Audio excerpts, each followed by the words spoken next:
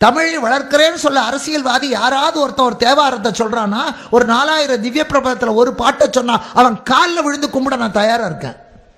இல்லையே, என்ன தமிழ் வளர்க்கிற? பக்தியினாலே தமிழ் வளர்ந்தது, தமிழாலே பக்தி வளர்ந்தது. இந்த ஒரு மொழி மட்டும்தான் உலகத்தில். இங்கிலீஷால கிறிஸ்டியானிட்டி வளரல, அரபுனால இஸ்லாம் வளரல. அது வேற, இது வேற. ஆனா தமிழ் வேற, தெய்வம் வேற இல்லை. பைந்தமிழ் பின்னாலே சென்ற பச்சை பசும் கொண்டல் பெருமாளுக்கு பேரு. தமிழுக்கு பின்னால பெருமாள் போனார். இன்னைக்கு நீங்க பெருமாள் கோயில்ல இந்த பெருமாள் வந்தார்னா அவருக்கு பின்னால வேதம் சொல்லுவார்கள், முன்னாலே திவ்ய பிரபந்தம் சொல்லுவார்கள். முதல்ல தமிழ், அதுக்கு பின்னால் தான் பெருமாள். சொன்ன வண்ணம் செய்த பெருமாள் யதோக்தகாரின்னு காஞ்சிபுரத்தில் உண்டு. அங்க ஒருத்தர் இருந்தார், புலவர் திருமழிசை. அவருடைய சீடன் கணிகண்ணன். அரசன் சொன்னா என்ன பாட சொல்லு.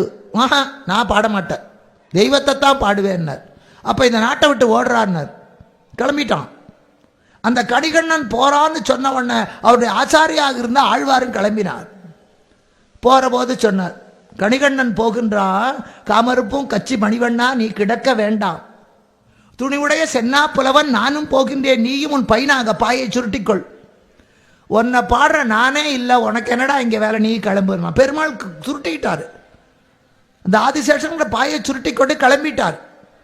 செய்தி தெரிஞ்ச அரசன் காலில் விழுந்து நான் செஞ்சது தப்புன்னு கேட்டான்.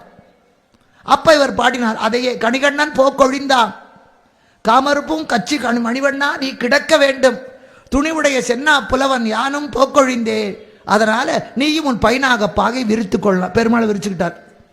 இப்படி சொன்னபடி செஞ்சதுனால அவருக்கு பேர் சொன்ன வண்ணம் செய்த பெருமாள்.